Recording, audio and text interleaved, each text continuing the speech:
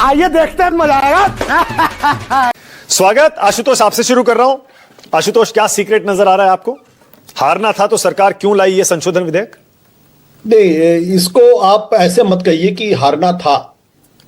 दरअसल इस चुनाव को बंगाल पोलिंग के 3 दिन पहले क्यों लाया गया? A few moments later. मालिक वो देखो 23 तारीख को वहां पोलिंग है, 16, 17, 18 को आप वहां पे करा रहे हैं। कम से कम जितना मुझे ध्यान पड़ता है कि पहली बार ऐसा हो रहा है जब चुनाव के बीच में संसद को बुला के उस पर किसी बिल को पास कराने की कवायद की जा रही। अन्यथा अभी तक की परंपरा यह थी कि अगर कहीं चुनाव होते थे तो यह कहा जाता था संसद के सत्र को थोड़ा कम कर दीजिए ताकि लोगों को चुनाव का मौका मिल जाए। अगर सरकार वाकई में गंभीर होती तो 2 हफ्ते पहले जो संसद का सत्र चल रहा था उसमें ही इस बिल को ले आती। सही पकड़े हैं। तो इसका मतलब यह था कि सरकार ये जानती थी कि जब वो बिल लेकर आएगी तो यह बिल संसद के फ्लोर पर गिर जाएगा, और जब गिर जाएगा तब हम ये बहुत चिल्ला चिल्ला के कहेंगे। और आज देखिएगा कल से जिस तरीके से चिल्लाहट शुरू हो गई है कि विपक्ष तो महिला विरोधी है, महिला बिल को गिरा दिया। हकीकत यह है कि महिला बिल तो 2023 में ही पास हो चुका, सर्वसम्मति से पास हुआ है, तो महिला बिल तो नहीं गिरा। गिरा क्या है? डिलिमिटेशन। और अगर सरकार वाकई में गंभीर होती तो 2021 में चलिए, आपसे जनगणना नहीं हुई, आप 22 में भी चले, कोविड का मोमेंटम था और आप नहीं करा पाए, 23 में करा लेते, 24 में कराते, 25 में कराते। आप 26 में आके आप जनगणना के बारे में बात कर रहे हैं, तो क्यों? ये गड़बड़ है बाबा। जो सरकार जनगणना नहीं करा पा रही है वो सरकार 1 महीने के अंदर एसआईआर कराने की बात करती है। इलेक्शन कमीशन करा, 1 महीने के अंदर एसआईआर करा देंगे हम। तो मेरा कहना यह है कि अगर सरकार वाकई में ईमानदार होती तो जो 2023 में जो बिल था उसी बिल में कहती कि 543 में हम 1/3 बहुमत, 1/3 आंकड़ा जो महिलाओं के लिए आरक्षित करते हैं। और हम और आप कम से कम एक मसले पर तो सहमत हैं कि भारतीय जनता पार्टी में कोई भी एक ऐसा मर्द नहीं होता जिसकी हिम्मत होती हो कहता कि मैं प्रधानमंत्री के इस फैसले के खिलाफ हूं। कम से कम बीजेपी में तो यह नौबत नहीं आती। एक अनुशासित पार्टी है, सब वह प्रधानमंत्री की बात को मानते हैं, उनका सम्मान करते हैं, उनको देव पुरुष मानते हैं। तो पूरी की पूरी भारतीय जनता पार्टी प्रधानमंत्री के चरणों में नतमस्तक हो जाती है, कहती है कि आपका जो 33% का आरक्षण है यह एक दैवीय है। गजब बेइज्जती है। आप अगर राजनीति में आज होते, आप अपनी सीट छोड़ने को तैयार हो जाते? आशुतोष, जिस सीट को आपने नर्चर किया है, जिस लोकसभा विधानसभा क्षेत्र में आपने 5 साल, 10 साल, 20 साल काम किया है, कौन छोड़ता है अपनी सीट? नहीं छोड़ता, मानता हूं मैं आपकी बात। हाँ। लेकिन क्या समाज के अंदर जो क्रांतियां होती हैं वो ऐसे ही हो जाती है क्या? जो वर्चस्ववादी तबका है जो हजारों साल से इस देश के ऊपर शासन कर रहा है, क्या वो ऐसे ही दलितों और पिछड़ों के आरक्षण के लिए तैयार हुआ?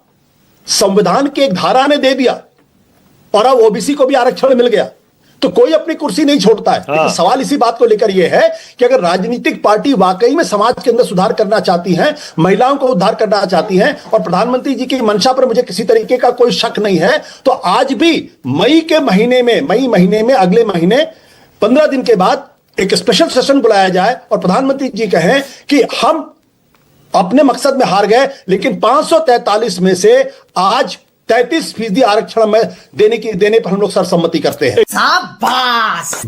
सीटें बढ़ाकर अमित शाह ने फॉर्मूला समझाया, भाई आप 100 में 50 जोड़ दीजिए, 150 हो जाता है, उसका 1/3 करिए, 50 हो जाता है, तो जितनी सीटें जिनकी हैं वो बनी रहेंगी, एक्स्ट्रा जो जुड़ेंगी महिलाओं को मिल जाएंगी। इसमें क्या दिक्कत है?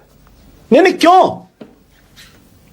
मर्द अगर त्यागनिष्ठ है, महिलाओं को अगर देवी मानते हैं, तो 543 में से 33% देने में क्या दिक्कत है?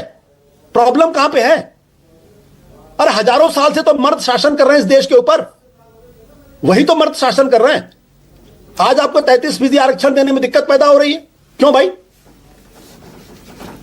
अगर वाकई में आप दिल से नारी उत्थान की बात करते हैं, दिल से नारी को बराबर सम्मान देने की बात करते हैं, दिल से नारी को देवी मानते हैं। तू समझा? हाँ। नहीं, तू समझा नहीं। मैं ये कह रहा हूं कि ताकि आज विपक्ष की अग्नि परीक्षा हो जाए। विपक्ष कह रहा है कि आप 543 में ही 33% आरक्षण दीजिए, हम आपके साथ हैं, सरकार के साथ। उसने सरकार को चुनौती दी है। हाँ। तो सरकार को चुनौती स्वीकार करनी चाहिए। और मैं ज्यादा दिन नहीं, 10 दिन के बाद 4 मई के बाद 6, 7, 8, 9 मई को संसद का विशेष सत्र बुलाइए, सरकार एक लाइन का प्रस्ताव लेकर आए और उसको बिल के तौर पे और ये कहे कि ये सरकार का प्रस्ताव है। ठीक है, ओके। आप विपक्ष अब आप बताइए क्या करना है। All right, okay. Harshvardhan Tripathi, ये लोग चाहते हैं कि साउथ के जो स्टेट्स हैं उनकी सीट्स 193, 200 के अंदर सिमट जाएं और 815 या 850 में से उत्तर की सीटें 600 हो जाएं, ताकि बीजेपी जहां मजबूत है वहां से अपना मजबूत से एरिया से अपनी सीटें निकाले और देश पर राज करती रहे। हर्ष जी, आपको क्या लगता है? नहीं मानिक जी, मुझे मतलब पूरी उम्मीद है कि आपने ये आंकड़ा अभिषेक मनु सिंघवी को बताया होगा। नहीं बताया तो उनको अब ये वाली क्लिप भेजिएगा, क्योंकि सिंघवी जी बड़े विद्वान व्यक्ति हैं, लेकिन इतनी सामान्य समझदारी उनमें क्यों नहीं रही, ये मुझे समझ में नहीं आता है। उत्तर प्रदेश देश का सबसे बड़ा राज्य है। 2024 के लोकसभा चुनाव में उत्तर प्रदेश की सबसे बड़ी पार्टी का नाम है समाजवादी पार्टी। अच्छा, हमको सिखा रिया है। नंबर 2, ये कांग्रेस और विपक्षी पार्टियां ये लगातार देश को कह रही हैं कि भैया देखो, हमको उत्तर भारत के लोगों पर भरोसा नहीं रहा। क्यों नहीं रहा? क्योंकि भाई उत्तर प्रदेश में सरकार हो गई, बिहार में सरकार हो गई, राजस्थान में सरकार हो गई, मध्य प्रदेश में सरकार हो गई, छत्तीसगढ़ में सरकार हो गई, दिल्ली में सरकार हो गई। तो यानी जहां लोकतंत्र में जनता एक बार गैर कांग्रेस सरकार चुन लेगी और गैर कांग्रेस में अगर भाजपा को चुन लेगी, तो ये सारे बड़े बड़े कांग्रेस के नेता, जो राहुल कांग्रेस के नेता, ये कहेंगे कि अब हमको लोकतंत्र पे, संविधान पे, जनता पे भरोसा नहीं रहा। ये क्या बात करते हैं यार? आशुतोष, फिर आगे। नहीं, देखिए, मैं एक पहली बात तो हम सब लोग इस पे सहमत है कि महिला आरक्षण बिल गिरा नहीं है जी, वो कानून बन चुका है। तो इसलिए जो लोग ये कह रहे हैं महिला आरक्षण बिल गिर गया है, वो दरअसल गुमराह करने की कोशिश। दूसरी बात, मैं जो विजय जी कह रहे हैं, मैं उनकी बात से पूरी तरीके से सहमत हूं। उनके तर्क को थोड़ा आगे बढ़ाना चाहता हूं। मुझे प्रधानमंत्री जी की मंशा पर कोई शक नहीं है, लेकिन जिन 3 लोगों के नाम लिए, क्या इन 3 लोगों ने मिलकर या अकेले अपने स्तर पर कोई सबोटाज किया है क्या कि बिल गिर गया? नहीं, भाई सही उन्होंने कहा कि भाई जो पार्लियामेंट्री अफेयर्स मिनिस्टर है उनका काम है फ्लोर कोऑर्डिनेशन का, उन्होंने नहीं किया। लॉ मिनिस्टर ने ऐसा बिल लेकर आया जो विपक्ष को पसंद नहीं आया और गृह मंत्री ने उसको प्रस्तावित किया। तो प्रश्न इस बात को लेकर यह है कि क्या वाकई में ऐसा है क्या? तो क्या हम प्रधानमंत्री जी की मंशा में सवाल नहीं खड़े करते? वो हमारे प्रधानमंत्री, हमें उनके नेतृत्व पर पूरा भरोसा है। हाँ। यही नहीं, अभी और सुनिए। तो क्या अमित शाह जी ने किया, क्या किरण रिजिजू जी ने किया, या जो कानून मंत्री थे उन्होंने किया? इसकी भी तो पड़ताल होनी चाहिए। Okay, all right. सतीश के सिंह, अनंत विजय। सतीश के सिंह और अनंत विजय। सतीश जी, पहले आप बोलिए, ये जो 298 का और 230 का आंकड़ा निकला है, इससे सरकार ऐसा तो नहीं है कि कमजोर निकल कर आई है? इसमें से 293 से 5 ज्यादा ही मिले। उनको तो लगता है सुपर हरकुलस बन के आई है। आप यही कहलवाना चाहते थे कि बहुत मजबूत बन के निकली है, यही कहेंगे। दूसरी बात, अब तो ज्यादा कुछ कहने के लिए नहीं, बाकी विद्वानों ने सब कुछ कह ही दिया है। मेरे बस 2-3 सवाल हैं, आज कुछ बोलूंगा नहीं, बस सवाल करूंगा। हाँ।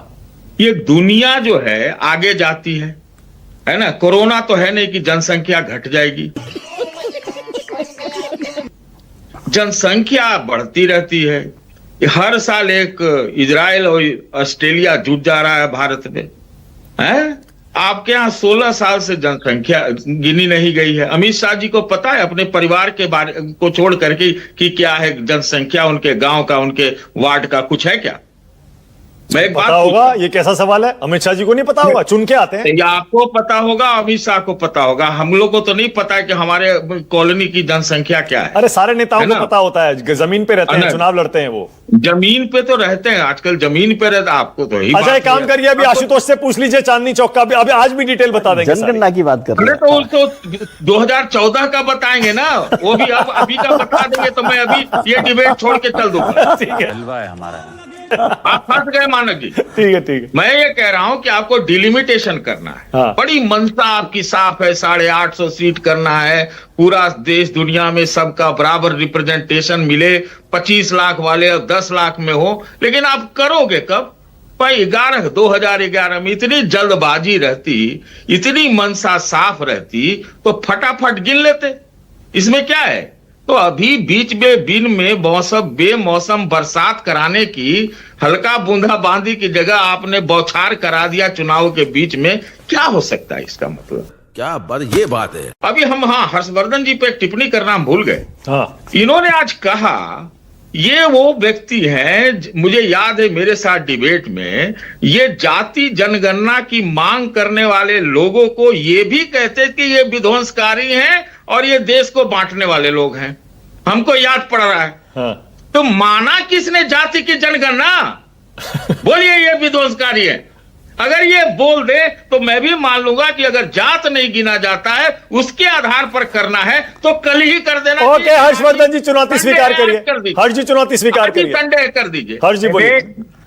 देखिए है क्या ना कि सतीश जी को वो वाला याद रहता है जो इनको बोलना है, क्योंकि इनको तो कुछ भी बोल देना है।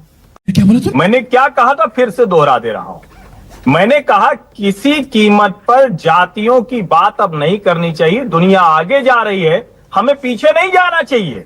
और इससे गंदा क्या काम होगा कि हम कहें कि फलाना अगड़े से पिछड़ा हो गया, इस देश में जाति कोई है वो कहता हम पिछड़ा बनना चाहते हैं। ये विध्वंसक है। अनंत विजय, अनंत बताइए भाई, आप ही बताइए अब आपको क्या लग रहा है अनंत विजय, कौन विजयी निकला और कौन हरक्यूलिस बन के निकला? अनंत विजय क्या सोचता है, अनंत विजय क्या 545 में कैसे देना चाहता है उसके आधार पर नहीं हो सकता। नरेंद्र मोदी किस आधार पर देना चाहते हैं या राहुल गांधी किस आधार पर दिलवाना चाहते हैं उस पर संसद की न कार्रवाई चल सकती है न गतिविधि चल सकती है। रही बात 545 में 1/3 को अगर आप महिलाओं के लिए रिजर्व करना चाहते हैं तो उसका आधार भी कोई जनसंख्या, कोई डिलिमिटेशन आपको बनाना पड़ेगा। जनता को आप मूर्ख समझना बंद कर दीजिए। लिमिटेशन का मतलब क्या होता है कि कॉन्स्टिट्यूएंसी की जो भौगोलिक रेखा है उसको आप बदलते हो और सारी राजनीतिक पार्टियां अपने हिसाब से उसको बदलती हैं। सब बेईमानी करती हैं उसमें। कोई कहे कि भारतीय जनता पार्टी बड़ी ईमानदारी से काम किया उस जम्मू कश्मीर में और असम में, तो मुझे लगता है वो आदमी झूठ बोल रहा है। मैं ये कह रहा हूं कि अगर सरकार की मंशा, और मुझे प्रधानमंत्री नरेंद्र मोदी की मंशा पर रत्ती भर भी शक नहीं है, इसीलिए मैं कह रहा हूं कि मई के महीने में वो सारी ऑल पार्टी मीटिंग बुलाएं और वहां सबसे प्रस्ताव लें और कहें कुछ नहीं, सारे लोग 1 महीने तक इसी कमरे के अंदर बंद रहेंगे, जब तक एक मसले पे सहमति नहीं बने तब तक कोई बाहर नहीं निकलेगा। बात तो सही है। आशुतोष 1 घंटे में 5वीं बार कह रहे हैं मुझे प्रधानमंत्री मोदी की मंशा पर कोई शक नहीं है। अब से पहले इतनी बार मैंने कभी आपके मुंह से नहीं सुना कि पीएम मोदी की मंशा पर कोई शक नहीं है। 140 करोड़ लोगों ने चुना है।